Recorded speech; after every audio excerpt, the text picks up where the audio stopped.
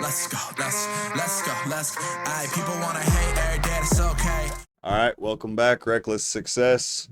Tonight we've got my long lost buddy, Benjamin Mace. Thanks for coming on, Ben. Ben comes from Miami, Florida. He's up here visiting, and we linked up on Facebook and was like, well, come over and do a podcast. He was talking how they always listen to it at work and all that good stuff. So, Ben, appreciate you coming on. Absolutely, my pleasure. Thanks for having me. Yep, anytime. So, a little backstory on me. Me and my wife, Lisa, we own May Excavating, Ellie Mae Properties, Ellie Mae Fish Farm. I'm 40 years old, about to turn 40. When I was 30, I was getting out of prison. So we started in the last 10 years from nothing. You know, we got together when I got home from prison and just turned my life around. I went to prison for conspiracy to manufacture meth. So once I turned my life around, pretty much sitting in prison, realizing how bad life sucked in prison, things started going better. One thing we were just talking about a minute ago was that just because we quit, or not we, I quit doing drugs, doesn't mean that I quit having fun. So my wife and I, we have lots of fun. We do all kinds of fun stuff. We just do it somewhat sober. You know, we might have a little alcohol or something like that, but compared to my old lifestyle, you just got to get out of that mindset and start somewhere. And basically that's what I done was I started somewhere and crawled to where I'm at now, which I'm still crawling, but I'm getting there. I'm trying. Dude, it looks to me like you guys are flying, man. You guys are doing amazing here. Thank you. It's impressive to see what you put together here. It really is. Dude, I listen to your podcast. I've listened to every episode. Me and my buddies at work listen to it. Okay. I got an old 70-year-old mechanic who just laughs his ass off. He's laughing, rolling the whole time we're listening to the podcast. What's his name? His name's Jamie. Jamie. Appreciate you listening, Jamie. Mechanic Jamie is the shit, Mechanic man. Jamie. You know, as when you were talking about being in prison, I remember one time, this is a really great thing about your podcast is I don't think you realize how many people you help in how many different ways. I think you can plant a lot of seeds with what you're doing. You bring in a lot of recovery information all the time.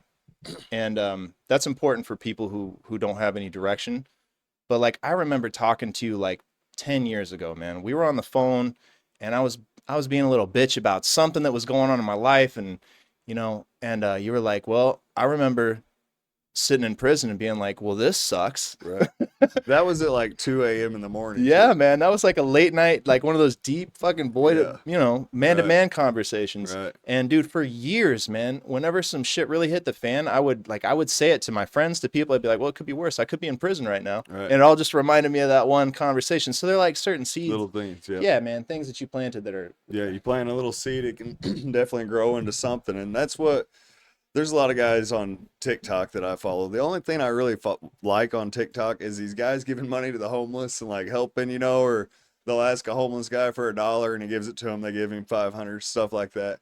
But I just feel like when you do that type of stuff, it comes back to you. And it's not that you're doing it for it to come back to you. Like whenever we do good deeds, I'm not doing it so something comes back to me out of it. It just happens. So I feel like once I got out of that lifestyle of screwing people over, because that's what I was doing. I was so high on drugs. All I was doing was, you know, screwing people over. Or I wasn't really stealing, but I sure wasn't. I was terrorizing. Yeah, I was terrorizing the town for sure. I was terrorizing the town. So just now, it's a lot better. You can get out of that. I preach it every couple weeks. I say it, but just if you start somewhere, those baby steps. I literally started when I got off meth at Hardee's. That's where I started whenever I got off drugs. And I didn't have a license. I had to walk to work in my little Hardee's outfit at 20, 21 years old. You know how embarrassing that was? You know, I'm sitting here. I went from being the man everybody wanted me to hang out because I had drugs to now I'm fucking walking to Hardee's for $7 an hour. But it's somewhere to start. I didn't stay there. I used it to get a little money in my pocket, got a car, and then I got a job somewhere because, you know, there wasn't many options where I lived. I had to choose from walking distance. So I had like Hardee's and Casey's. Right. And I done robbed Casey's, so that wasn't going to work.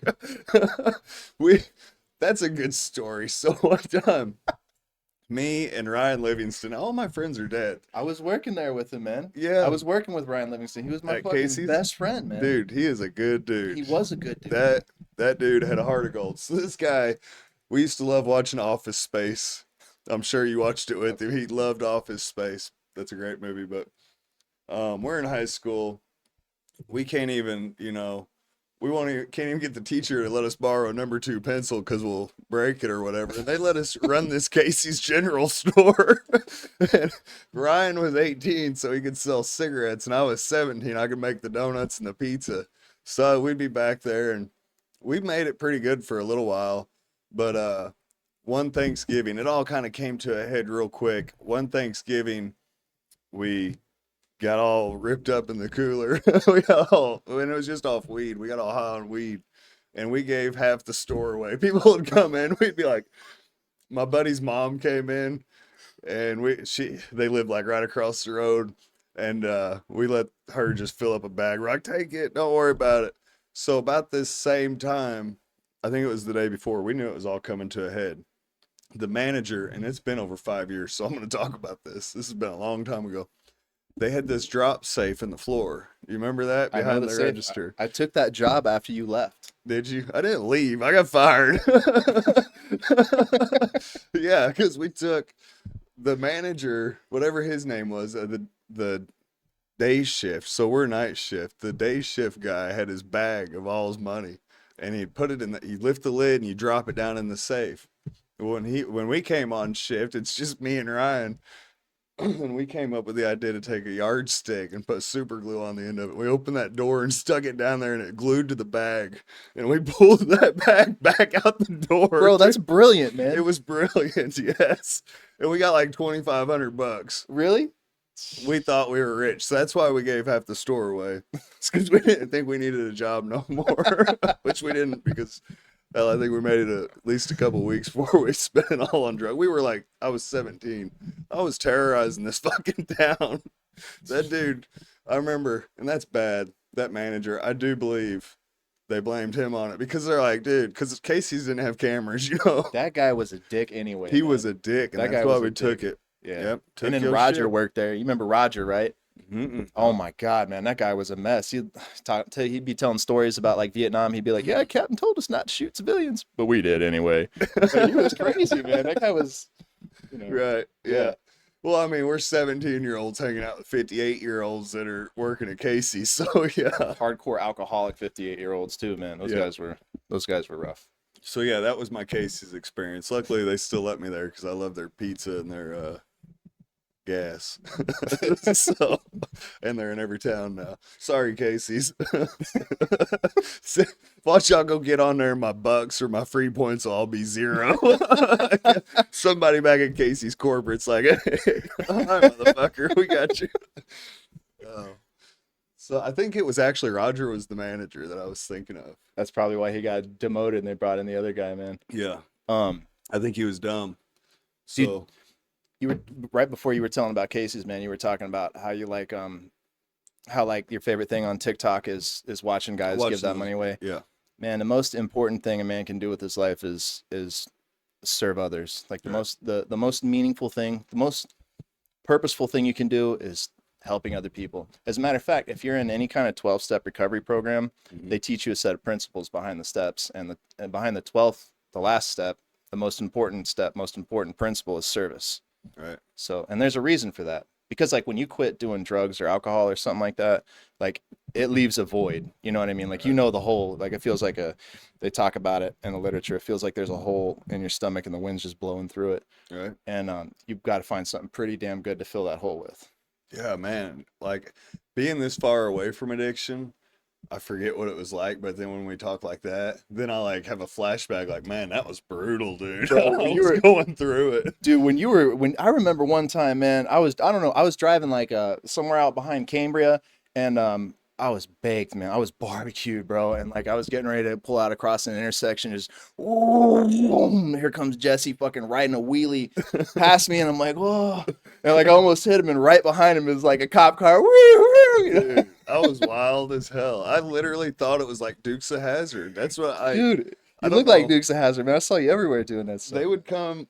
I would never let the cops find that four-wheeler. Like I would run, and they would call. They'd go to my mom's house. My mom would be calling me. The cops are after you. And I would have that thing stored in so many storage units. It was the hottest piece of equipment. They could give me tickets, but I knew if they ever saw that four-wheeler, they were going to keep it forever. It was gone. That Raptor was badass. That man. Raptor was badass. That thing was shit, dude. I have no clue what my parents were thinking, giving it to me at 15. They're like, here you go. Just go do whatever the fuck Dude, you want. Everything your parents did was exactly what you needed to be as successful as you are, man. Right. Dude, your parents are the shit, man. Mm-hmm. I remember, I remember staying at your place when we were kids, like 7th or 8th grade or something like that, man. Your parents were cool as fuck. My man. parents are cool. They were awesome, dude. Yep. You talked about like the next right thing too. You're like, every time I do like what's right, the next right thing like happens. Right. I see that all the time, man. It's hard not to believe that there's some strange magic in the universe. Like there is. I definitely feel this energy that people have. I can tell when I talk to people their energy. I just get a vibe off of people, and I can tell if they're not sincere or not, for the most part. But I agree. Helping people, whenever I help people, it does fill that void. I feel good about myself. I don't want nothing in return. And I just know I've been there. That's the thing. I've been there. So I told Lisa yesterday, I called her. I said I was in Walmart and I saw this lady and she kind of looked a little frustrated. And she had 4 kids. And she did. And I'm like, I look over and I'm thinking she might be on hard times. So I was going to go pay for her groceries. In my head, I'm like, I'm going to go pay for this. Just stick my card in, pay for it, make me feel good. And I didn't do it for whatever reason. I didn't do it. Something told me not to do it. I go outside. I see her getting in a brand new Wagoneer, like a $70,000 ride. I'm thinking, because I wouldn't have even said nothing to her. I would have just went up and paid for it, and been like, have a good day. And then I would have went outside and been like, damn, getting in that Wagoneer. You know what they do in Miami is that these women will have multiple children, and then they will have the grandparent. They'll have their mother adopt the children, and then when she's already on welfare, if she's not working, the state will give them like some ridiculous amount of money, like $2,500 per head. Right. So these women are like driving around brand new Mercedes and shit. Damn. Yeah, it's crazy, man. But, They're tough in the city. I have a hard time with the homeless in the city because there's so many that will scam you. Like, I like helping them, but I've been to a pump before, pumped the gas. They had the pregnant wife. I gave them $10. They just needed to get across town. Hour later, I come back by. The guy's at another car. So he's been there for an hour. And I'm thinking, how much money did he just make? Because it was a good prop. I looked over. He's like, man, my wife's pregnant and it's hot. And I look over and there's a woman in the car pregnant. I'm like, really pulling up my heartstrings. Here you go. Panhandling away. Got me. Making a fortune. Yeah. One day, whenever I was in Evansville in the halfway house, I went out and I had like $30 or something. I go out, I come back broke. I tell people, I'm like, man, there's just so many homeless people. And they're like, no, dude, they're getting you. They can see that you're, I don't know, they're too nice. Like, I gave one guy $5 and his buddy come over. I was like, but I think they were taking advantage of me. Some I like to help. Some they're kind of doing it for more fixes. I like helping ones that are trying to do better. Yeah, man. If you're just doing it to get high, then hell, I ain't giving you no money. Yeah, the people I'm trying to help you get high.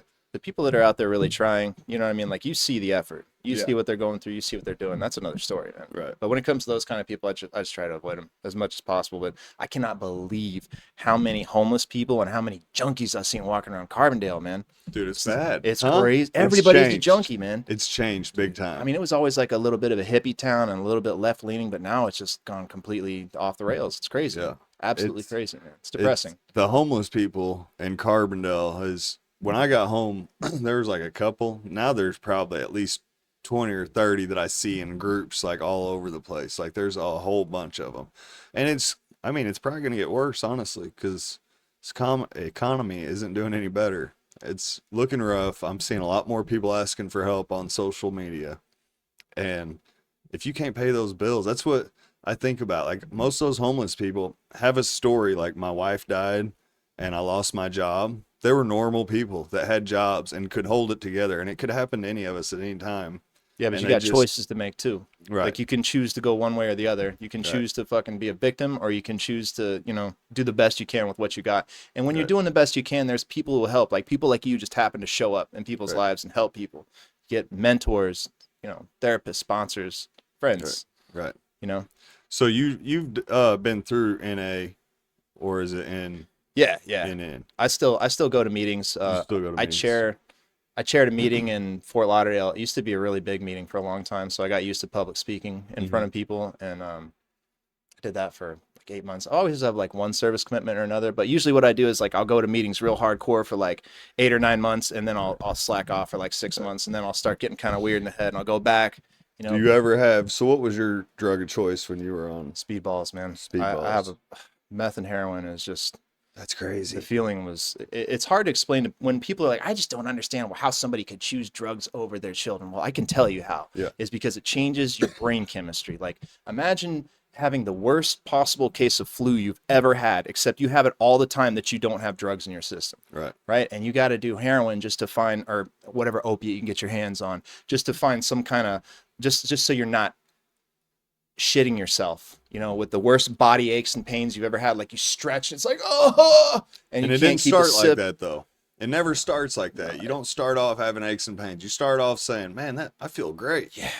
You know, the first couple times you try it, first month maybe, you try it and you're like, man, that just makes me feel good. But after that, it gets to the point he's talking about, which is where if you don't have it, you're literally physically sick. Yeah, and it happens fast. And the other problem is that once you start like doing speedballing and that kind of stuff, now you're adding something to get high again. But then eventually that your body builds up like an immunity to it, so you don't get high anymore. You just like you're doing the heroin or what fentanyl these days just to not be sick, and then you're doing speed now just to find some level of normalcy. Like it stops getting you high. You have to do it just to not be out of your mind.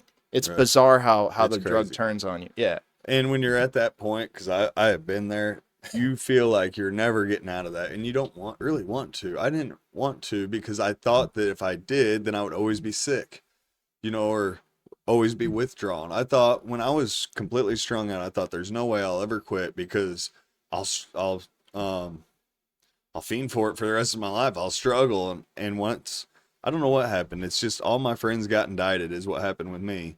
Everybody went to jail. Well, nobody likes sitting in the principal's office by themselves, you know. I'm not going to just sit here and get high by myself. So most of my buddies were going away. I'd never been in trouble, so I slowly started to quit. And then it got to where when I did try it, it made me feel funky. I didn't feel the same. And that's kind of when I really got off of it, you know. But it's tough to get off of. And I was just on meth.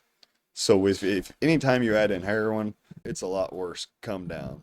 Well, dude, there's another cost associated with where you see the people that you care about around you like start really taking hell for you all the time. Like you see them crying, you're hurting people. You're like, somebody once said, like, it's like you're like a hand grenade going off in your loved one's life. There's only so much shrapnel they can handle before they're gone too. You know what I mean? Like that's another thing you see, and there's a lot of motivators. Yeah, and that's as an addict, I never like now looking back, I'm ashamed of the things I done.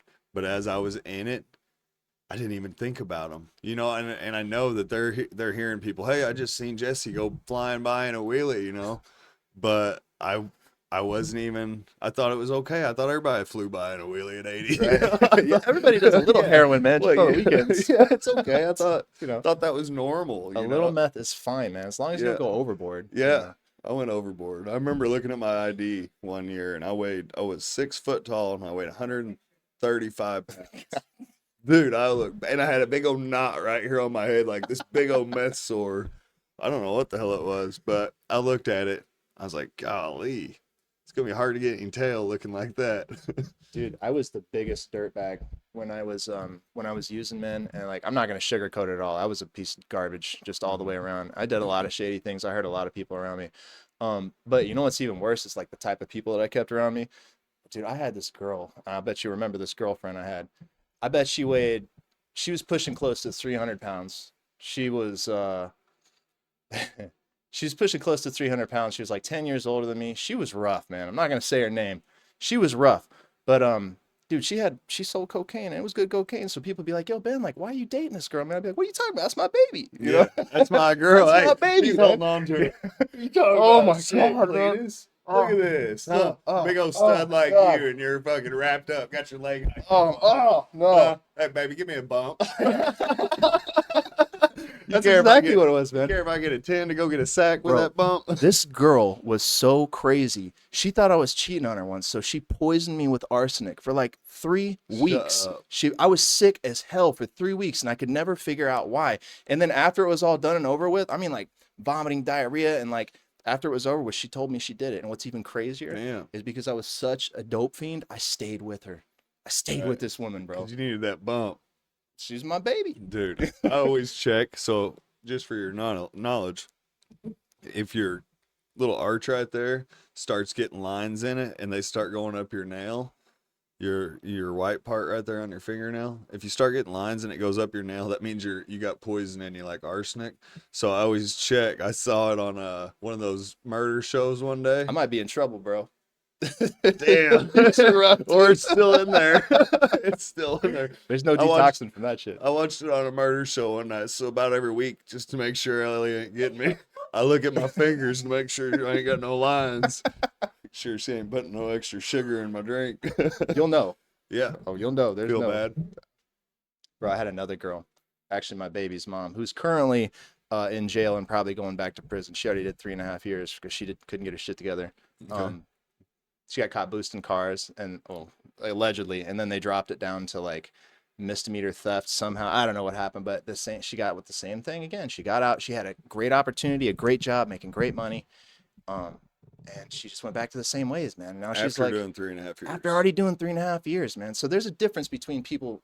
A little side note: there's a difference between people like you, who you're not sure why, but I bet you I could put my thumb on it. Why you wanted to get clean is because there's some people out there that are just good-natured people. Like you talk about helping people. Not everybody, dude. There's not a lot of guys out there talking about that, man. Right. But you live a better life, and the karma, like you feel it. It gets played forward to you. But anyway, side note, she it's going back to prison probably, but dude, this girl, she was worse. Well, she didn't try to kill me with poison or anything, and not that the other girl was trying to kill me. I think she was just trying to punish me. But one time, like, she thought I was supposed to give her all my drugs, and I had a stash out in the garage, right? I was working on this car. I remember, like, on her birthday, I took care of her, like massages and just everything, and then she stole my stash and went to cheat on me. And somebody, a mutual friend of ours, called, and she's like, "Hey, yo, she's over here. She's like blowing this guy or whatever." And I'm like, "Oh my god, like how could this happen?" And I'm like in the garage, like crying like a She little took your bitch or stash. something. You're worried about the stash. You're like, No, she took my bro. stash? She didn't have my stash. She Oh, just had a little bit she thought was my stash. Right. She comes in the garage, and I had a way bigger stash in there. Right. And I passed out. Like, you can only handle like so much. I passed out with like a light bulb on the And floor when in you front do, of you me. sleep hard. So you sleep Like so you're knocked hard. out. You're like, Bro, I was asleep on the garage floor. I woke up with my hands and my dick stuck to the floor like this. This bitch came in, found me passed out on the floor with all these other drugs. She kicked the light bulb into my face and then super glued my dick and my hands to the shut floor. the fuck up. Yeah, bro. I woke up Super like that. glued your hands and your dick to the Bro, floor. that was the most terrifying shit that ever happened to me in my life, You had to man. rip it off? I had a card on me and like a wallet, and the skin on my hand, I had to like peel out. There's still 2 handprints and a mushroom stamp on the floor. Damn. Where it happened. Yeah, That is bro. horrible. It was rough, man. It was rough, Damn. dude. And I had a lot of. Dude, I had to. Do you have a girl now? Yeah, I got married in Colombia, bro. You got married in Colombia? I got married to this cute, funny ass Colombian girl she's got credentials. She's got a bachelor's going for a master's. Dude, hold on. I just had a fucking great idea. Hold what you're saying. 90, what is it, Lisa, that we watch? 90 Day Fiance. Let's do it, bro. I'm down, man. Hey, I'm going to sign you up. We'll sign you up. TLC, Bravo, we got your next act right here.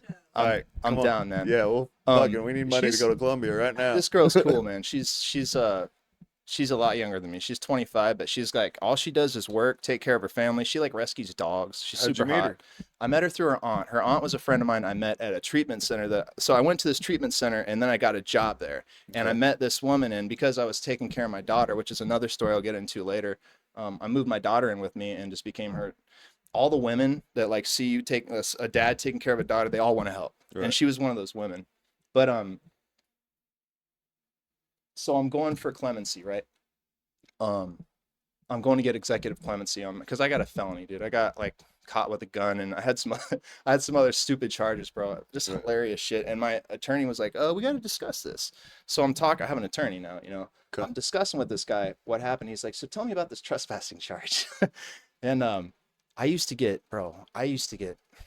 you know how junkies will go use a gas station bathroom and they'll shoot up in there and they'll do their drugs in there and shit. Well, I would get so fucking high, I would clean the gas station bathroom. Shut up. I swear to God, because you know tweakers like clean Right. shit. I'd get so high, I'd clean the gas station bathroom, and I had one gas station. Well, at least he's doing a service for using the bathroom. Hey you know? man, you know, I had funny story. I had one station that I went to a lot, and the guy there I knew, and he was cool with me getting high in the bathroom because every time I came out, that motherfucker was spotless. Right. He knew he didn't. And he, one night I came in, I hadn't slept in days, and you know, excuse me, when you haven't slept, like you start seeing things, and people's faces don't look right. Man, I walked in there with like a broken lit cigarette in my mouth, and like just. Like with fear and loathing. On, with it on. Yeah. I don't know how many times I went in a gas station. Like That's at hilarious, night, man. I would have the mucket light on. I called it a mucket light, me and all my buddies. And we'd cook our dope with our headlamps, right? Yeah. And then I'd forget to turn it off as the sun came up. So then like 8 o'clock, I go in the gas station all tweaked out and I got my headlamp on. I don't even know it's on there with the light shining. At least 10 times. The guy's like, I can't. Yeah, even try to people would take be it like, off. your light's on. And I'll be like, oh, I didn't even know it was on my head. Yeah, and I got a fucking flashlight going. But Dude, I walked in this gas station, man, and this I thought I was looking at my buddy Carrick, right? And I'm like, I came in and I'm like, hey man, what's going on, bro? I'm gonna go get fucked up in the bathroom, all right? And I got a lit cigarette, and it's this fucking woman, and like I remember now, like I remember the look on her face. She was like, what the fuck? And I go into the bathroom and it's way dirtier than normal. Like it's disgusting. And I came start out judging it right away. Yeah. You're like, oh, this fucking filthy yeah, bastard. it's because you know it's not clean enough for me to fucking shoot up and smoke, you know, whatever I got. Right. So I come back around the front and I'm like, what the fuck is wrong with you, man? Like I thought it was my friend and I was just joking, playing with this guy. What the fuck is wrong with you, man? Can't you do your fucking job? And I walk around behind the counter and I grab the cleaning cart and I walk back around and this woman's like she's terrified, you know what I mean? Right. And the last thing I remember, bro, is I had one shoe on, one shoe off, my shirt was missing, and I was mopping the floor, and this cop was like, get on the floor, get on the ground now. At least it was clean. I was like, yeah, I'm doing my job, bro. What are you? Yeah. At least it didn't have piss on it no more. Oh You my could get God, down, man. Clean, nice floor. So I got a trespassing charge for that. That's all they hit me with. Thank God. Damn, you got trespassing for that? I got trespassing for that, bro. That is got it. No. No, Oh, okay. I thought you were. no, that's all just dealing with USCIS. They're a pain in the ass, but apparently they demand a lot. They need a lot of paperwork that's really hard to get. Especially I married her in Colombia, so I had to do a lot of the stuff over there, get it translated back. Oh, and you're forth. married? Yeah. Okay. Because I want to get her papers here, and she's Yeah. cool as shit, man. I've known her. Yeah, I didn't know you were already married. Her aunt was like, "Listen, I got 100 different women I could hook you up with in Colombia, but this is a good girl." Like, Have you been to Colombia or has she been here? yeah, I've been there like 9 times, Nice. 10 times now. It's Awesome. fun, dude. It's Is crazy it? over there. Yeah, food's amazing. Is it expensive or no? It's cheap, bro. It's Cheap? $200 round trip, and then I Shut probably up. spend, Going this weekend. dude, you should. Colombia's great, man. You have to go with us, so we have some. Yeah, we'll go with you. It's fun. I'm going to we're gonna go to, I guess, Bogota and then some little city out in the mountains next time I go. Some little. Let us know. We'll come. If it's that damn cheap, It's- shit, I'll it's come cool, man. twice. It's cool. I actually ran into a friend of mine out there last time I went. It's the weirdest thing. I'm like, He's got Hey. some little smoking hot 25-year-old wife too. He's like, "What are you doing here?" he does. That's passport bros, man. People are like, why'd you marry somebody in Colombia? I'm like, well, Miami is like really rough dating. Is it? And I was gonna ask you about that. dude, it's a nightmare there. And Is it? here, and plus that, man, you might go to meet somebody and it's like, her name's Carl, and she Oh, has, you shit. know. Carl's got a dick. Yeah, exactly, Oh, man. my name's Carl and I got a dick. Yeah. So, Damn. no, Miami just sucks, man. Everybody's money hungry. And back here, people are like, why didn't you get a girl back home in, Illinois? And I'm like, because I fucking destroyed my reputation there. Like people don't And talk not to only me. that, most of the girls are also destroyed. That is unfortunate, man. I'm sorry to hear that. Yeah. That's really depressing, dude. But yeah, she's super cool. She'll be here in probably 4 months, if everything went right with the paperwork. Right. But another cool thing that I've been doing, another beautiful gift of recovery is I'm going for executive clemency, and I had to describe like all these different things that like I got caught stealing meat, bro. They called me a cattle rustler, bro. This is the funny. I went into a Kroger. Was it live meat or fake meat? Or I mean, dead meat? Bro, I went into a Kroger, man, with some fucking ski pants on and just shoved as much meat is. I had like a rack of ribs like sticking out of my pants, and the woman stopped me and she's like, "Is that a rack of ribs in your pants? Or are you just happy to see me?" You know? And I was like, I said, "No, I came in here with this shit. I had this on me when I came in here." I took off running, man, and they got me. You know, Damn it. yeah. So that's another thing that's gonna be. But I mean, dude, it's crazy shit Dude. that we do. Do you remember Brewster? Oh yeah, Now he's in prison again. really? Yeah, but not long ago he calls me, or I see on Facebook he's got like his parents are well off, right? And his family. Well, he's selling a bunch of shit on Facebook. I needed a poker table. So then he had one for sale. So I messaged him. I go meet him, and this kid, his family is so well off. I mean, they're the big dogs around here. He's got plenty of money, and he is higher than hell, and he has been for 40 years. I go over, he pulls up on his bicycle with his riding gloves, with his tweaker backpack. I open my tailgate for him to put his bike in the back of my truck, and he throws his backpack on it, and it sounded like it's full of bricks. I'm like, what the fuck? So I'm looking for a poker table. I go to his house. His parents buy him a house here in Heron that's nice, like a fucking nice ass house. I go to his house. He's not there when he's supposed to meet. So I go down to his parents' house just down the road. He's not there.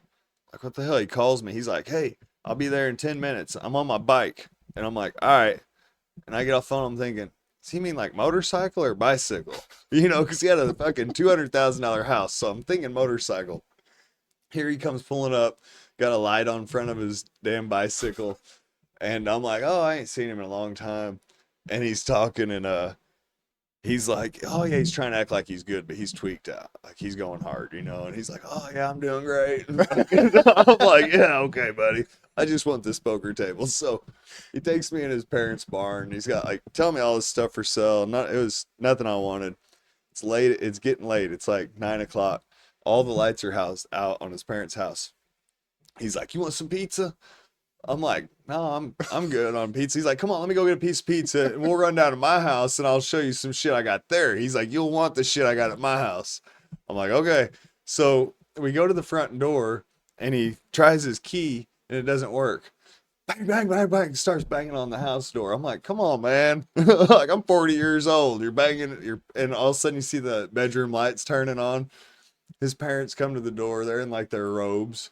And they're like, oh, Travis.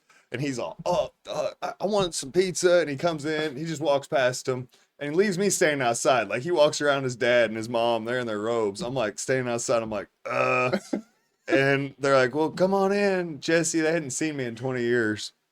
Now it looks like they know I'm doing good, but now it looks like I'm hanging out with old boy, you know, doing drugs because it's at night, they're asleep. And he's talking to me. He's like, telling me that he's been doing good. And he's like, yeah, I just got arrested not long ago. I said, what for? Well, I went to get some, I think he said lye or some shit for shake and bake. And he's like, I went to get some lye or whatever it was at Menards. He's like, I went in there and I put it in my pants, whatever he wanted. Like maybe it was liquid fire. He put it in his pocket. He said he gets to the front door and there's a security guard. And it's a guy that we went to school with. And the guy was like, Travis, don't you do it. And he was like, but that motherfucker, he got right up in my face. He said, that motherfucker didn't know how fast I was. He was going hard, right? He said, he didn't know how fucking fast I was. He goes, he busted a 6th grade football move. And he did this around me. You know, I'm standing on his parents' deck at like 9:30 at night. And he's telling me, he's like, I busted a fucking move. And he goes around me and he's like, I took off running. And he's like, I knew I could outrun his fat ass. He's like, I was going. And all of a sudden I heard him say, Travis, stop. And he said, about that time, he said he fucking tased my ass. I locked up and fucking hit the ground. and I didn't know, because he said lie. And he's telling me the story, and I looked at him and I said, what was the lie for? And he said, for meth. And I was like, I used to cook meth. I'm like, you guys must be doing it different. I never use that. So then he's like, I mean, I could probably, if I had somebody that wanted to go buy some material, he's like, we might be able to get something going. And I looked at him, I said, Travis, I'm here for a fucking poker table, buddy. I said, no, I ain't cooking meth with you. Is that what you're, he said, oh, no, I would never ask you to. He said, no, that's not what I was talking about. And I was like, what the fuck? Dude, it was a trippy ass night. My kids at home want to know where the fuck daddy's at for bedtime. I'm trying to pick up a poker table. I got this guy like if you wanted to buy some shit, we could make some happen. I'm like, bro, your fucking parents, bro. You know, I went back through. I'm like, sorry guys. They're like, can you give him a job? I was like, I don't think so. Now's not a good time. Maybe later. But That's hilarious, man. After that, he got locked up again. So he's back in prison. I saw him, and we can edit his name out if we want, but I saw him when I was this kid come from money. Like, they had big indoor pool. Parents were attorneys. They had money. As I was going in, I was going to the H group for pretrial, like rehab. And I see him, and I'm like, man, I haven't seen you in a long time. What are you doing? He said, man, I just got out of the feds. I said, what'd you go to the feds for? You're a rich kid, you know? He was like, well, I cut a hole in the roof of the pharmacy in Heron with a chainsaw. He said, I stole all the oxys and shit. Me and another guy, we stole all the oxys, and we got later, I mean, he's like, we got away with it, but then like 2 weeks later, they caught on to who it was. We told too many people and whatever. He's like, so we get busted. He's like, my dad gets me out of it because his dad's a big time attorney. He's like, my dad gets me out of it, but the deal was I had to go to the Marines. And he's like, and he's a little crackhead, right? So he's like, I had to go to the Marines. He's like, so they sent me to boot camp. And he's like, I got kicked out of boot camp after 6 weeks for smoking crack. So somehow this dude goes from Illinois to fucking California or wherever, whatever he's doing for basic. And he fucking gets caught like 6 weeks later. He's smoking crack in the barracks.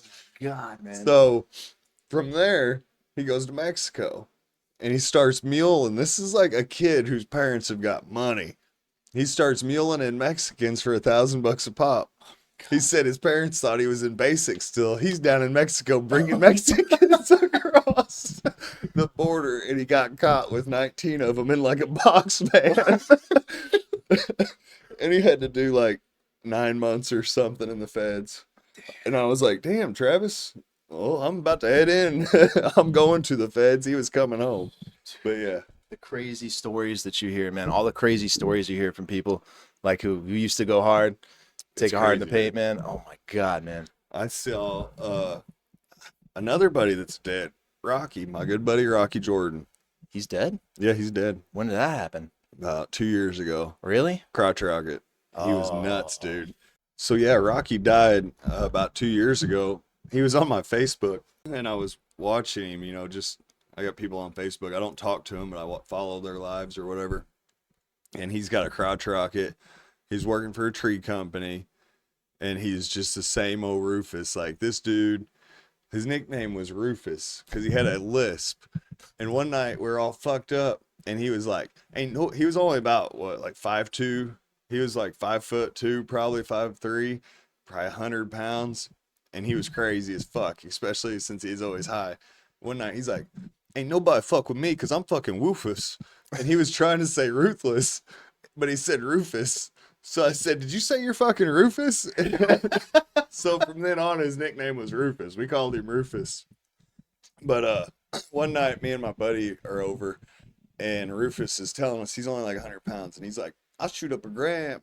And I was like, you shoot up a gram. He's like, I fucking shoot up a gram right now. And I was like, dude, I would go in half if this dude would go in half just because I want to see your little 100-pound ass. Oh, you did not do that to this poor guy. We did it. So he fucking, we each went in a half. Rufus has got his hat or his gram. He's fucking happier than hell, you know. He's like, damn, I just got a free gram. And this dude banged a gram.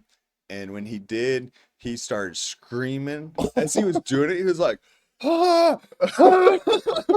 Dude, like his eyes were bugging out of his head. He was screaming, saying it was hot, like he's on fire. Just he was going crazy for like 10 minutes to the point that I thought it was over. We were getting out of there. We were fucking headed for the door. I'm like, we gotta go. And he stopped. And after like 10 or 15 minutes, he's like, man, that shit's good. And I was like, Rufus, that shit didn't look good, dude. I thought you were dead. He was like foaming and shit. He was fucking having a hard time for like 10 or 15 minutes. But that motherfucker did it. But now he's dead. He was still going hard. Like his Facebook was like him hailing Hitler. He was so crazy, dude. Yeah, like 2 years ago, he's got a Harley. It's like 100 pounds. He's got a Harley and he's hailing Hitler. And then he switched his Harley and he got a crotch rocket. And I knew, because he's like, just went, and he talks like Mike Tyson. So he's like, just went 140 on the freeway all the way home, and I'm like, damn man, ain't gonna last long.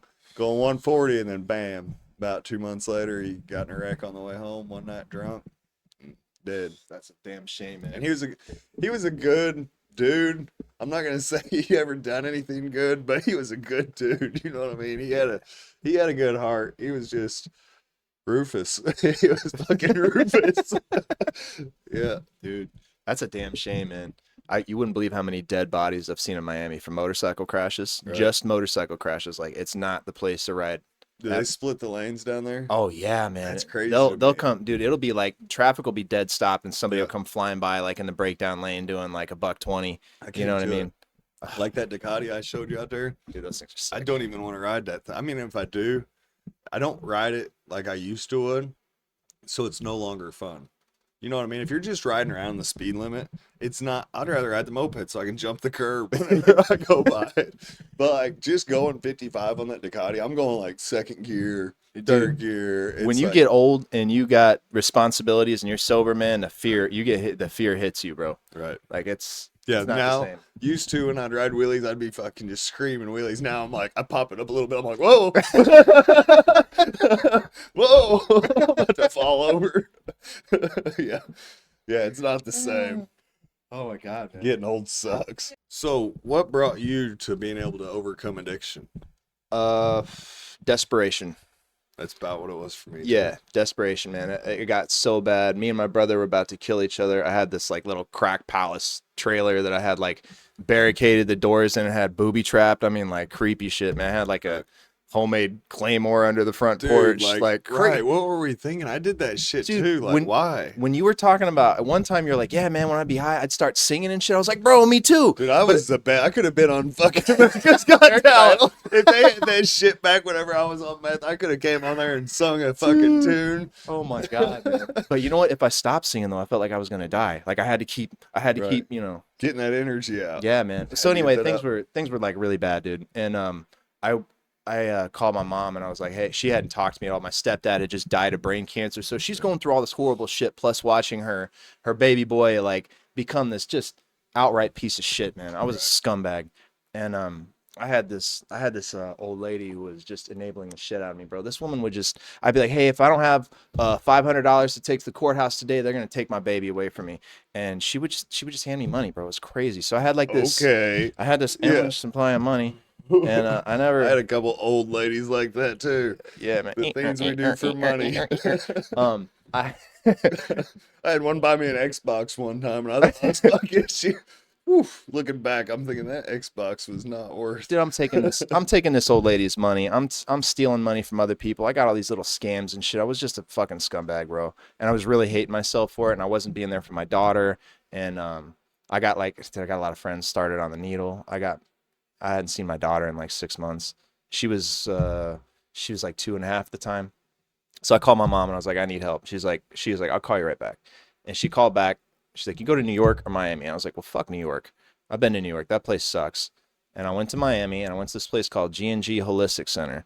And when I went there, the first guy I meet is this crazy ex mafia guy. And his name's John Giordano. I talk to him at least once a month. He was my personal therapist. He's been a mentor to me. This guy hired me right after I got out of treatment. He hired me and gave me, he's like, So you stayed in Miami. You went to Miami for treatment. yeah, I took then this girl I had with me at the time too. It was a nightmare. The Bro. baby mama? No, a different girl. Different. The big Another, one? no. The old No, one. man.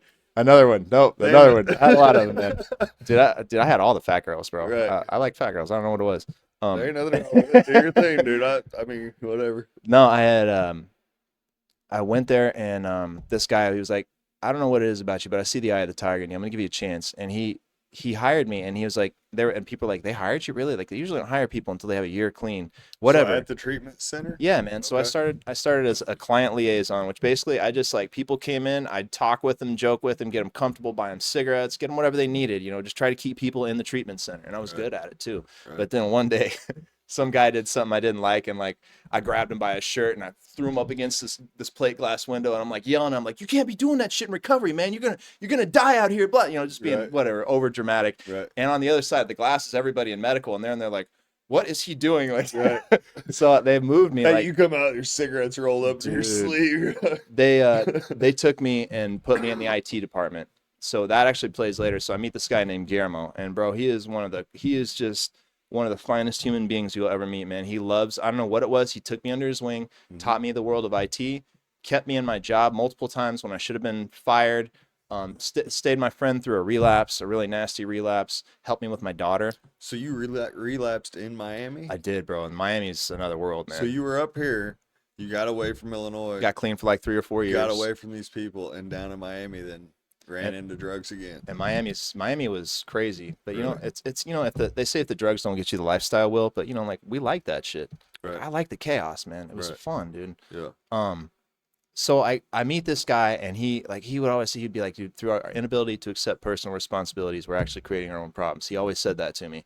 And I met another guy down there, dude. This guy's hilarious. His name's John Henry. He is the most redneckish motherfucker you've seen. This guy tried to kill himself. He's got to be fucking redneck. He's got two first names. It's funny. When I first met him, he was like, "Hi, my name's John Henry. I got 2 first names. You want to talk about it?"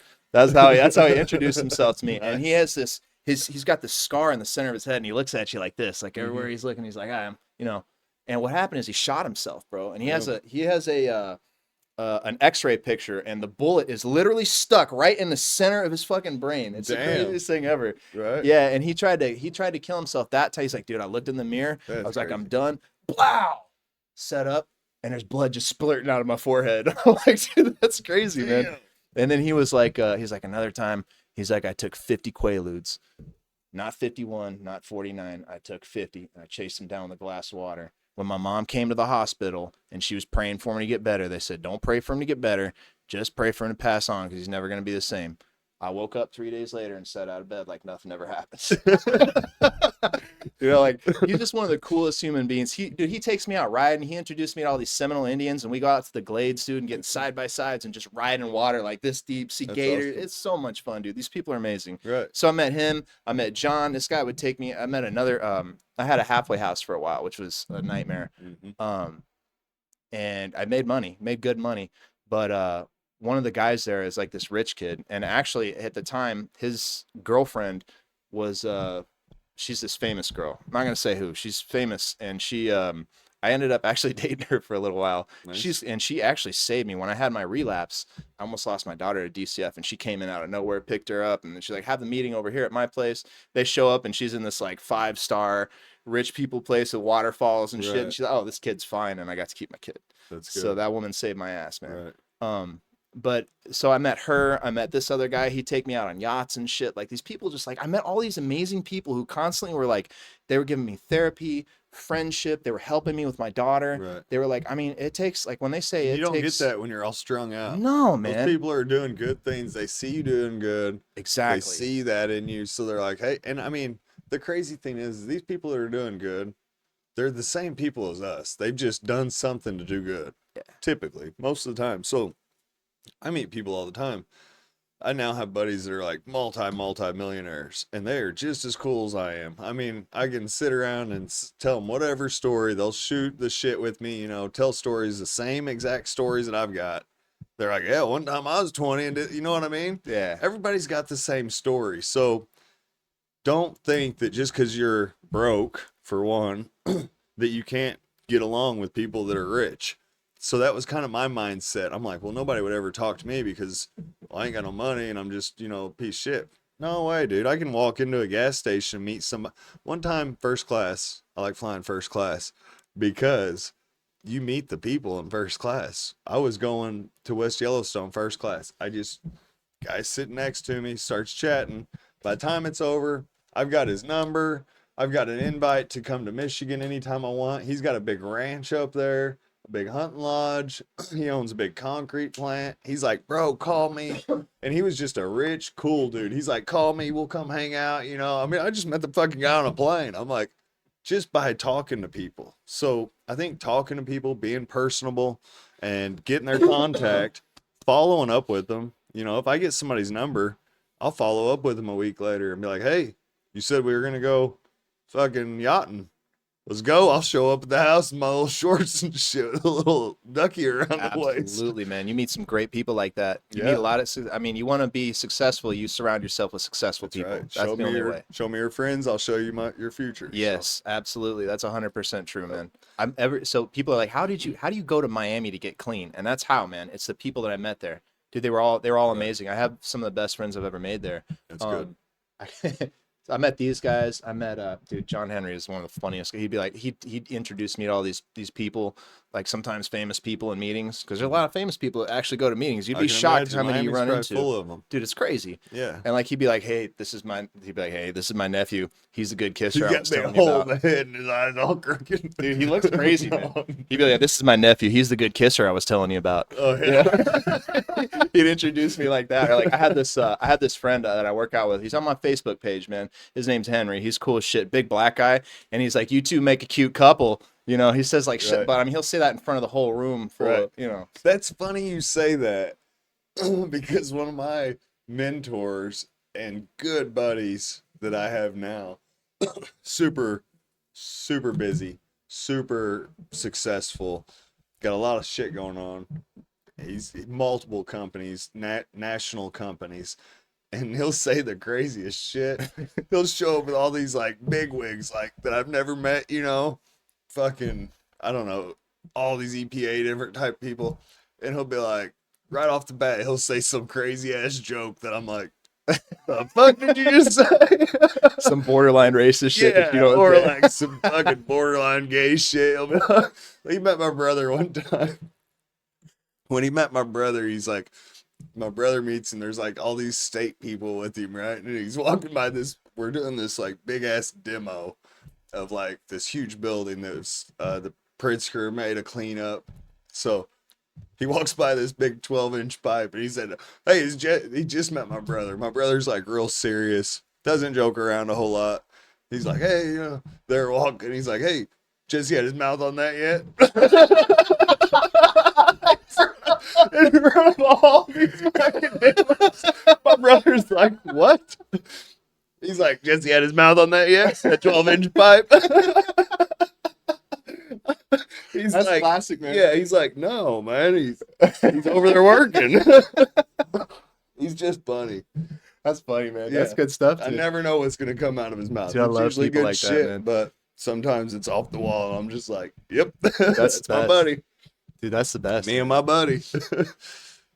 Dude, recovery. I started going to meetings. I started going to like heavy regimented 12-step meetings. I did AA, I did NA, I did them both. I like NA. Did they work for you? Oh, bro. Well, you have to work them for that to work for you. But you got something out of them. So Oh yeah. when I was an addict, I never wanted to try that because I thought that the drugs had such a hold on me that it would just be wasting my time. But even if you're strung out and you start going to those meetings, then it might lead you to the next step to where you quit doing the drugs. Even It's if you're all high about still. introspection, dude. It's all about introspection. They teach you some basic principles that you learn to live by, and you're forced to practice them. If you do it properly, you're forced to practice them in all your affairs, everything you do. The first three principles are honesty, hope, and faith, right? And then it goes on to like, willingness, humility, self-discipline, brotherly love, a lot of other things that come to play. But once you learn all these principles, you just become a better person. Right. And because most people hate themselves and they're trying to numb themselves out. But Right. I did that. So I got into meetings heavy. I got a sponsor. I started working steps. I got heavy in the recovery community, and I worked in treatment centers for a long time. I actually worked, I had a relapse, and then I worked in another treatment center where I met some really cool people. But like right when like a year after I moved there, my dad he was dying, man. And he stayed alive just long enough to take care of my daughter, long enough for me to get like almost a year clean. Mhm. And then I moved my daughter in with me. And right when I told my dad that I was moving her in, he died. Really? Yeah, it was crazy how it worked, but like it That's was a good dad. But dude, he made he's sure to hang in there. Yeah, man. And he sent this message to my mom that was like, it still brings tears to my eyes, man. He was like, this heavy weight's been lifted off my chest. Look at our son's finally doing good. And, Right. it was just amazing, man. So I moved my daughter in with me, and she lived with me until like 2017. And I had a slip. I had a relapse, man. And Miami is another world, man. I started running around with these Haitians and Haitian prostitutes. And it was crazy, man. It was wild. But I got it together pretty quick. Except this time I had no mom to fall back on. Luckily, the job I was working at had good insurance, so they sent me to a treatment center, and then I was on my own. I cashed out my 401k. I paid for 6 months in a halfway house, and then a buddy of mine moved me in with him, and he was like, listen, I was working at the shop that I still work at now. I work at part-time. Who would your daughter stay with while you went to the halfway house? She was with her mom for a year, and it was rough, man. It was really rough. I told you outside about the whole, but she ended up moving back in with me after a year, thankfully, because her mom wasn't doing good. Pretty much the entirety of your daughter's life, except for a few years, you've been the primary parent. Single dad, super dad. Yeah, Well, I celebrate Mother's Day, man. That's what it is. Proud of you, bro. Yeah, and you're raising a daughter. Yeah, dude. Dude, my kid is fucking hilarious. So I train jiu-jitsu. I just got a purple belt, actually. Did you? Yeah, Sweet. man. It's, Valente Brothers Self-Defense. They're top notch. They actually train directly under Helio Gracie. These are the real deal guys. They're awesome, man. Really good guys. And I'm always like, shitting all over myself. I'm like, man, I suck at this. I'm like, I'm always bad. She's like, you gotta stop that, Dad. Like, you're better than you know. I hear the higher belts talking about you all the time. They're like, yeah, Ben's a beast, and that guy really goes hard. He takes it hard in the paint, and he's hardcore. And I'm like, really? They said that? And she goes, no. I'm like, what the? Like, really, man? Shit, you have me going. Yeah. And then That's funny. dude, she is funny, man. How old is she now? She's 14. 14. She just got accepted into Dash Art program, which is like a magnet program. So there's like public schools down there that have special programs. And so she's going to go to this cool art school for high school. That's awesome, bro. Yeah, man. She's real happy about That's that. cool. Dude, she's always been funny though, man.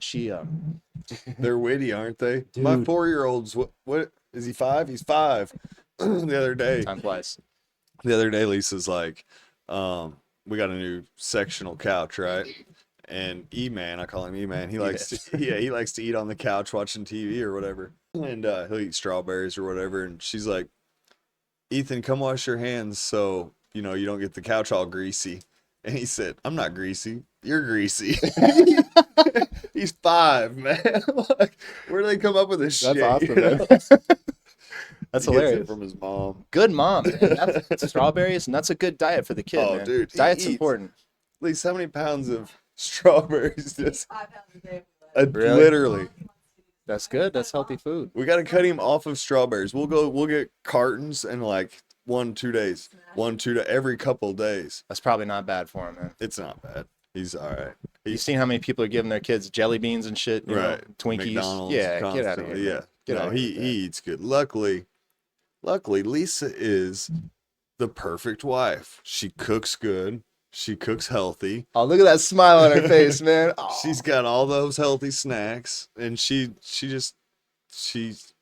likes to learn. And when she learns, she puts it in play. That's awesome. You know what I mean? Some people kind of like read stuff and they're like, "Oh, that's cool." Good people are hard to find, bro. Yeah, I had to go to Florida to get her. I remember. Yeah, I remember. called you. That's right. I was gonna come help you pack up that van. And, Yeah, And I only then you're had like, a "Oh, it's weekend. done." I only had a weekend. That's what it was. I was in the apprenticeship, and it was a 2-week apprenticeship to get in the operators union.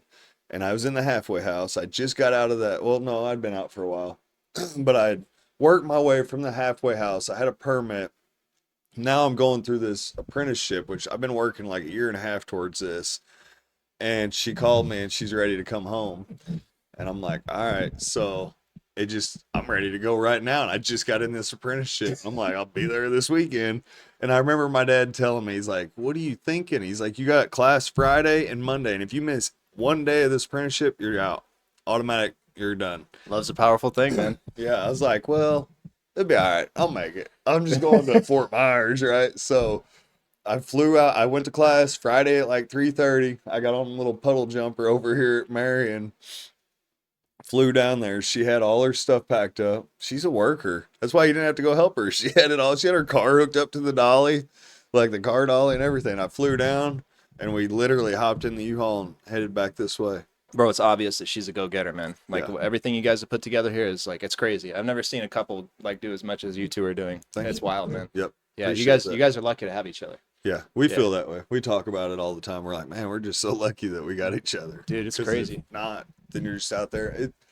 It is crazy to think about. We don't think about it often, but I couldn't imagine being alone. Bro, I was talking to a mutual friend of ours from way back in the day. You remember the one that yeah, so anyway, she talks to me because she's having a rough time, but she's in treatment trying to get her shit together, and she calls me all the time to talk recovery shit. That's good. And she was like, I was like, yeah, I'm going to see Jesse May, and she's like, Jesse May. She's like, tell that motherfucker I said hi, blah blah blah.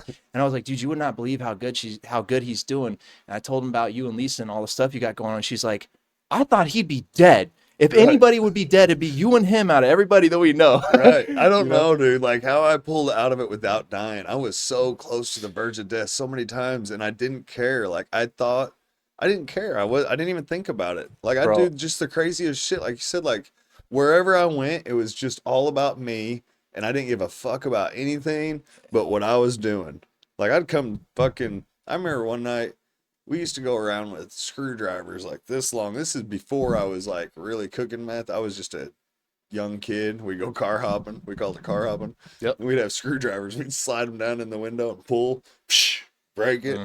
What a bunch of piece of shits we were, dude. Bro. For like some fucking cases of CDs or something. You know I what had I a mean? Go massive listen to CD music collection. on the way home. Bro, I had a massive CD collection because of that kind of shit. So Yeah. don't feel bad. I mean, We make it up later in it's life, just man. being kids. Yeah. You know, I mean, kids are gonna do stuff like that. Me and one of my best friends from kindergarten through 6th grade, his name's Bart. He really played a big part in my life. So we were just the wildest little kids, and we were like 3rd, 4th, 5th grade. I don't know what the fuck. We've been bad since day one. I remember like 4 years old, I was bad. Yeah, so I don't know. I guess that's what it was. I think it was just that growing up in the 80s, dude. Our parents went hard. Dude, we grew up in the right time, man. We did. It was just such a good time. We were the last of the kids not to get in like, Cell phones. dude, yeah, that was Last it. of the generation before cell phones hit. Dude, Like social media's poisoned everybody to Yeah, death. we man. didn't even have cell phones till I remember I had a beeper in 7th or 8th grade. You did have a had beeper, a man. That was the beeper. most wild. That was the most gangster ass shit, man. When we were kids, dude, I remember that, man. It was like 7th grade. I was like, hold on. That is fine. I was selling hits off my inhaler in the bathroom. I used to get albuterol inhalers. In 7th grade, we go in the bathroom, and me and my buddies hit that sumbitch about 30 times. Bro, your heart would be flying, man. Yeah. You'd be like, Yeah. was some- Oh. I've always been chasing that buzz. yeah, I man. guess. I The don't know buzz, why. or anything from the outside, I still do, man. Like I can't, like I train hard, you know. I go to the gym hard. I made a cold plunge. You saw that, dude. I get in that That's bitch. awesome. How hard is that? I At thought about first, it. it's difficult, man. I But can't even get in a cold pool, dude. dude, when you get in that thing, it's like you you look can't great. breathe for 30. Yeah, you look great. Thank you, bro. You do Yeah. too, man. You still Thank hitting you. the gym, man. Thank you. Yeah, we yeah, got a home it's gym obvious. here. Yeah. Obvious, bro. You know when people are working out when they're Right. not, man. Yep. But yeah, I get in it every day. It's 3 degrees Celsius. That's like 37 That's and a half. crazy. Yeah. It's- 37, so you don't have to break up ice, but that's cold as fuck. No, I can get it. It'll freeze solid. It's a freezer, bro. And I got like a filter and an Shut up. ozone generator and a pond shield. Check out Ben's deep freeze. They can see it on Instagram, or I think I have a video on YouTube. Yeah. Instagram is Nitro Gearhead. Nitro Gearhead at Nitro Gearhead on Instagram. Check out Ben's cold plunge that he made out of a deep freeze. It's genius. It works great. Do you plug it in and it cools it off? Because the cooler's on the roof, right? No, it's actually on the side and the bottom, and the way that I waterproofed it, like you'll see in the video, there's a little something called an Inkbird controller, which is like $20, and it keeps it shuts the freezer off once it hits a certain temperature, Okay. so you can set it for whatever you want. And then I have like a little filtration system in it, and I actually upgraded my filters recently to a little pond filter, and then there's an ozone generator. You don't So have it's to got ever a change filter the for water. the water? Mhm. Shut the hell Well, up. you don't want to, dude. That's Change the water is a perfect, pain in dude. the ass. Yeah, that's perfect. But dude, when you get in that thing every day at like 5:30 in the morning, it's like it takes your breath away. But when you get out, like you feel can't great. stop giggling and shit. You're like, oh, you're Really? like, yeah, you're just excited and like happy to be alive, man. And the energy stays with you most of the Yeah. day, bro. And the first month, it's like doing speed, bro. Really? Like all day you're happy, and then after a month, you kind of get used to it, but you Right. still like you feel amazing. And inflammation, the pain, like dude, I've had back surgery.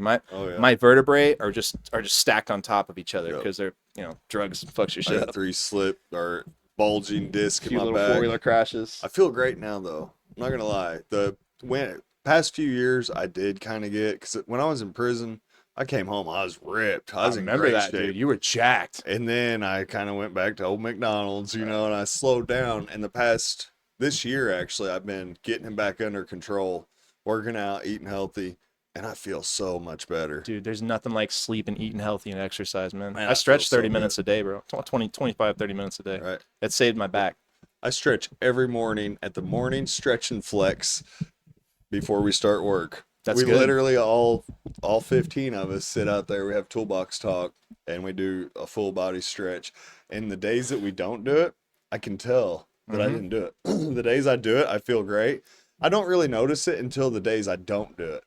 The days I don't stretch, I'm like, God, man, my neck's stiff, or you know what I mean? My back's a little sore.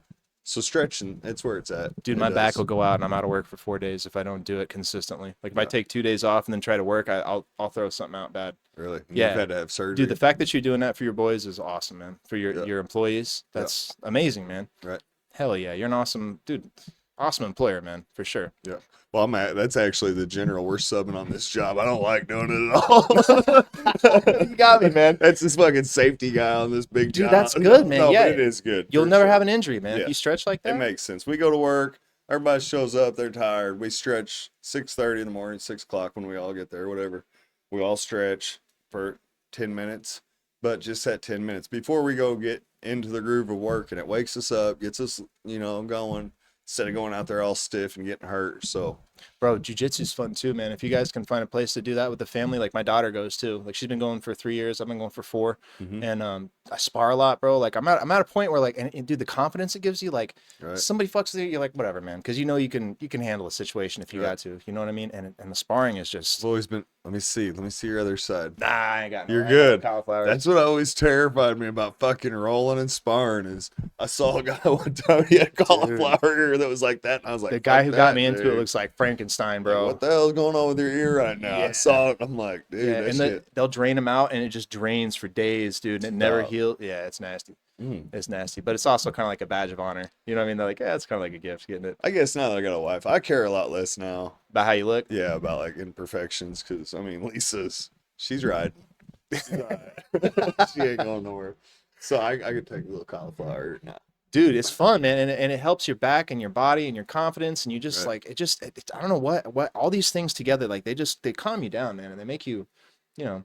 I do a lot of stuff, man. I'm pursuing a pilot's license. I'm getting That's executive. sweet. Yeah, bro. I've been flying Cessnas, man. I'm Shut up. about halfway there to the private license, That's awesome. It's Get fun, your dude. pilot license. I'll get the plane. dude. We'll fly around. The next part of business ownership that I really want to get into is I'm going to get a commercial license and I'm going to start either chartering or I'm going to I want to put together a fleet, because I know some guys in Miami who do this stuff, man, Right. and they started with nothing, bro, and Yeah. these guys are worth millions, man. Oh yeah. And they got all the toys, bro. You know what I mean? Clemency, I told you about. I build custom cars. I got a couple Dude, of cool. you've been building custom cars since we were in grade Oh, school. bro, I was building. What happened to the tweaker cars, Porsche? man. What happened to that Oh, Porsche, dude? You man. carried that Porsche around for like 10, 15 years. Bro, Where'd it go? I sold it when I was high, man. Did you? I let it go for nothing. Now I have a little Hyundai Genesis Coupe R-Spec, and it's got like scissor doors on it and like glow lights on it and shit. I just put an engine in it. What kind was it? Is Genesis? Hyundai Genesis Coupe We R-Spec. almost bought a Genesis. Stay the fuck away from Hyundais. Dude, Their nah, engines we are were getting garbage, that. man. Was it? It's Genesis branched off to its own brand. It's still Hyundai Yeah, Kia. it's still It's still a Hyundai Kia. I was looking at. Ooh, sharp. the It's a GV80. great vehicle, and as long But as they you got a get lot rid of it, breakdowns. as Yeah. long as you get rid of it before you hit about 80,000, you're fine. Oh, we got on their Facebook page because that's what we were going for, is the GV80. Lisa wanted that.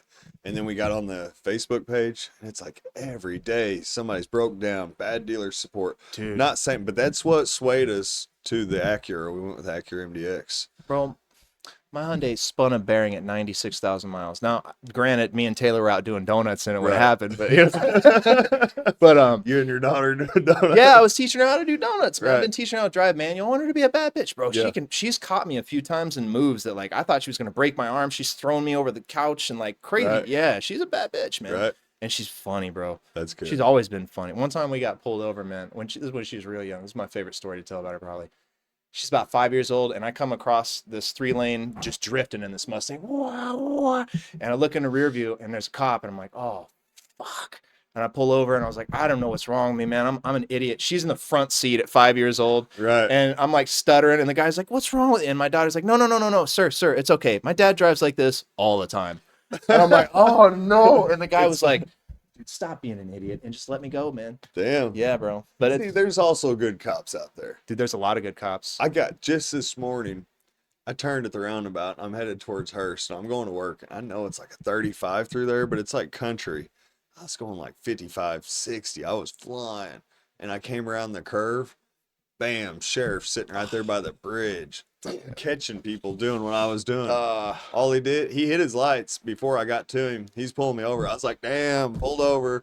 He hit his lights. I went by, he turned his lights off. I was like, oh, sweet, bro. Thank God. Thanks. Give him a thumbs up. Thank you, bro. Yes. Thank you. I'll slow down. I got it. But like, he's a cool cop. Dude, one of my best friends is a cop, man. You believe that shit? One of my best friends is a cop. Not only is he a cop, but he was the head of Miami-Dade Tactical. Nice. Like he was like a high up there cop, man. And it's great. Right. He's the one who got me into jiu-jitsu. Yeah. He's the one with the cauliflower ears, bro. He's like 6'4". He's got a Tyson tat. He's got a scar across his face where like they split his shit open in Iraq or Afghanistan. Dude, Right. the guy's like wild, man. And he's one of the coolest, nicest guys you ever meet. I talk to him every day. He's another one of those people I met in Miami that just like, they look out for you, man. Right. So I don't know what it is about. Like you do the right thing, the next right thing just happens. Yeah. You know And what I I mean? mean, just because you smoke pot or something like that don't mean you can't hang out with these guys. My neighbor is a cop over here. All my neighbors are cops. Oh, I got like 3 cops. They just show up all the time, which is cool with me because we're all great neighbors. Dude, moderation, man. That's the ticket. You know, Right. you don't have to get religious and start going to 12-step meetings and just little baby steps, man. I mean, if you're hardcore, maybe that's what you need. But I know plenty of people who are doing great, man, just coasting, you know. I just know certain drugs I can't handle. Yeah. I can't handle speed. I know that if I get on speed, it's all over. So I don't do speed. I know that alcohol, if I get real drunk, I'll fight. That's what I always do. I don't know why. I just get drunk and I think all of a sudden I'm fucking Conor McGregor. So what I do is I just drink a few. I don't get drunk no more. And I tell myself like, okay, and I can feel, all right, I'm getting a little buzz. I'm good. I know that after that and I get real wasted, it's like I'm looking around, some blind dude over there looking my way. I'm like, hey, you know what I mean? Like some old dude with a cane, like, hey, motherfucker, I see you over there. I did that one night with my buddy Kentucky. You did not. Yeah, we about got into a fight and the guy was blind. He had these big old glasses on. It was two guys at a bar. And Kentucky was like, this guy's fucking with me. And his buddy was the blind dude. And he's like, I'm worried about his buddy jumping in. He's like, you got my back? I was like, yeah, I got your back. We went over by the pool tables. And this dude's just sitting there with his glass. They start arguing and fucking getting into it. And I'm like, you fucking stay back. And he got his little stick out. And I was like, oh shit. I was like, this dude's fucking blind. But I was so drunk that I was still going to beat him up. I was like, don't you fucking touch that stick, motherfucker. You put that stick down. Don't you fucking feel out here where I'm at. I was afraid he's going to punch me. I was afraid he's going to tap me with his stick. Yeah, it was out at Vic's. Bro, man. I told Kentucky, I said, dude, and the guy he was getting into it was this other old dude. Oh, And I came to my realization, though, I'm like, dude, these are some old dudes. That was blind. I was like, I think they're good. I think they're good. Oh my god, dude. Yeah. That's hilarious. Yeah. Oh shit. Oh. Dude, I haven't laughed this hard in a while, man. I'm laughing so hard I got a headache, bro. Right. It's like you're on shrooms. Dude, I took the last time I don't take shrooms no more. But the last time I did take shrooms, They change you, man. they've changed. So I used to take shrooms where I got a cow shit, right?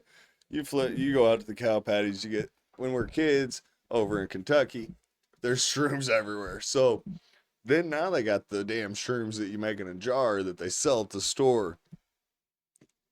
Well, last time I took shrooms, they were way more potent. I fucking used to just laugh until my jaws would hurt when I was a kid. And this time that I took a long time ago was fucking trippy as hell, dude. I was like, that ain't a shroom. That's fucking acid. Right? So you gotta be careful what they got out there. Dude, the last dose I had was like that, man. I was gone for like 18 hours, bro. Like I was in a different dimension. Acid's different, dude. Dude. I've Well, you know, because your chest starts getting real tight, you know, and you kind of like I- almost like you're gonna cough, like too much strychnine in it. I don't know. that's what I was just about to say. I had too much strychnine one night. This is when I was like 18, and I took one hit, and the guy I was with that was pretty good at taking acid. That's bad to say that like this guy's good at taking acid, but he was able to take a lot more. A good than me usually. babysitter makes all the difference Yeah, too, bro. that's what. Well, that's what he was. He could take 3 times more than I could, but he would still be good, and I'd be tripping out hard. So this night I took one hit. Whatever the fuck happened, my muscles started locking up, like without me making them lock up. You know, like I wasn't doing it; they were involuntarily like locking up, but like over and over, like I would just lock up, lock up. I'm like, dude, you gotta get me home. I'm fucked up. I don't know what's going on. I remember riding in the floorboard of my truck, because I couldn't look at it starting to rain and the road lights and the water. I couldn't look at nothing, dude. I was down in the floorboard. I was like, get me off. I was locking up and shit up. And this dude's taking like 3 hits, just fucking driving me fine. You know, I'm like, fuck, dude, that shit was too strong for me. I ended up in Mexico that way. That's how the whole Mexico trip. That's how the whole Mexico trip started, was off of acid. Really? Yeah. Oh my god, man. My 2 buddies picked me up, and it was New Year's Eve night. They picked me up, and they're giggling like crazy, and I'm like, what's going on here? And they got a spotlight, one of these big spotlights that shoots like 10,000 looms. I was like, what's going on? And they're like, dude, here. And they handed me a sheet of acid. No, a hit off of a sheet. I'm like, all right, New Year's Eve night, we're gonna have a good time. I took this hit of acid and I made it like literally 6 blocks, and the headlights looked like sparklers going off, and I was like, damn. Like that was quick, you know? Yeah, bro. And You know you're about to have a trip. You know you're about to. that's the night that ended up turning into me in Mexico off of that trip. It was, I think I've already told, have I told that story? Yeah, man. Yeah, but That was a good story, dude. yeah, that's how it all started. Was I was tripping, and then I had the dope. I don't know if I told all the acid part because I was holding that back. But yeah, that's where that story started. Was No off of shit. acid. Yeah, That's wild, man. that is wild. The shit we did as kids. Dude. I got so many. But you got to be careful. I don't know. I just saw yesterday, Benton 16s got in a bad accident. 3 of them airlifted. So like, we got lucky going 110 down back roads like idiots. But dude, it just takes that one car pulling out in front of you for it all to be done. Bro, when I was Just like 16, my mom bought me a Honda Accord that had a little VTEC in it, and I Bad loved- motherfucker. Back then it was. Yes. I had that car for 3 days, and I wrapped it around a tree. I was driving. I was doing like probably 90 on this behind Spillway, man. There's a road that goes back, and there's some cabins back there. Drew Road. Yeah, man, Yeah. Drew Road, bro. Yeah. I was on Drew, where John Bowles' family lived, man. Off Red, what was it? Red Bud Morning Glory. Yeah, they had man. that Yeah, I four-way. lived on a Blue Jay with Ryan Livingston. Yeah. Me and him lived back there at the time, bro. And dude, John Bowles' mom was driving along, being a sweet old lady, and I Right. fucking 90, and I come around this curve and over this hill, and I see her, and I'm already airborne, so I barely, Flying. dude, right into a tree, man. Damn it. Yeah, totaled the car on the Probably spot. right in front of Chewy's house. I don't know. Do you remember? He was right before John Bowles, and they're right. Be just yeah, I guess it was. It right was before that because she was little coming. hump. There's that hill. Yeah, right there. man. Yeah. Dude, My that was- sister-in-law lived out there, so I know that. And we've done a lot of work out there. I know the road fucking the humps because I'm pulling tractors, Yeah. and it's like pretty much right in front of my sister-in-law and our old buddy's house. That's where they grew up. Yeah. Dude, that guy was, man, he was a cool guy to me, man. He was a cool. He was a cool cat, Yeah. dude. And I He remember always him in looked high out for school. me. Yeah, me too. He was fun, dude. Did I tell the story how I got that S10 that way? I think I told the story, but I didn't. That tell- maroon one? Yeah. No, it was red. It was red, right? Yeah. So he went to his buddy down the road from John that lived in that brown cabin house down there. You know, like if you turn left at Morning Glory and you go down there, there's a guy that sold weed down there. He lost 13,000 one night. he got all fucked up and he stashed it and he couldn't remember. Well, he fucked up and called a guy that's all strung out to come help him find this money. And dude went over there and they searched the house. They couldn't find the money. Dude said when he left, he's walking by the fire pit and everything's burnt but a beer box. And he said he looked inside the beer box and there was that money. And he said he reached in there and grabbed it and he took it. So he went and bought that red truck with that money plus a shit ton of oxys, because he used to get weed 1 ounce from Jamaica. It was so good. It was 1 ounce and it was in a cylinder. I had some of that fucking weed. Yes, man. It was a cylinder like a little pancake, and you would have to break it up, but it was so good. It was from Jamaica. So he would give me 1 ounce to take him and maybe like 100 or two, because he had 13 to Mount Vernon to get oxys. And I'd take him, I'd be smoking the weed, and then we went and bought that truck for $5,500. Well, that dude found out, because all of a sudden dude's got oxys and he lives right down the road and he's got a truck, so he put sugar in the gas tank and then it blew up. I bought it for 2 oxys and I paid off the title loan, and then I put a motor in it, made it a half fucking tank, blew the motherfucker up because I never cleaned out the sugar out of the gas tank. It took me like 8 months to get this motor changed. My first ever motor change, I'm doing it and I'm tweaked out on top of that. So like half you're the taking time, everything apart along the way, dude. I literally started at the top. I took every part of the motor off. I took the intake off. I took the heads off. I got down to the block. I took all the alternator and the shit off of the motor, and I got down. And I'm like, well, damn, I just should have took these 2 bolts out of the motor mounts. Yeah, and then the good old days, man. the good old days. So that's where that truck come from. But he was a good dude. He had that badass little S10. Did you ever see his black S10 when we were younger? I'm sure I did, man. It was an extended cab, like an '89 extended cab with a camper shell, and you get in the back of the camper shell, and it was done up like a fucking bedroom, like carpet, padding, black lights. And we get in there definitely and just get saw that truck, fucking dude. high as hell, sitting in a little S10. Like that was what we were doing. I definitely saw. I remember that truck. Yeah. The black lights gave it away, man. Yeah, Those were the shit He was back in always the a day. cool dude. Yeah, man. Good people, dude. Well, damn, Ben. I appreciate you coming on. If you do go to Colombia next, not if you do, when you do, shoot me a message, because we got our passports and we're always looking for a good time. We'll fly down there for a weekend. Look at her. She's shaking her head. Yes, she's ready to go. It's fun. So I appreciate you coming over, spending time with us, telling us some of your story. And hopefully when you come back, we'll do it again. Absolutely. We'll have man. a recap. Thanks for having me, man. All right, brother. Thank you. All right, guys. Reckless Success. See you in 2 weeks. All right, guys. We're going to wrap up. You can follow us on TikTok and YouTube at reckless.success. Instagram at Reckless Success. We're on Spotify and all major podcast services. Hit that subscribe button, please. For more information on May Excavating, check out our website or TikTok. That's a wrap. Thanks.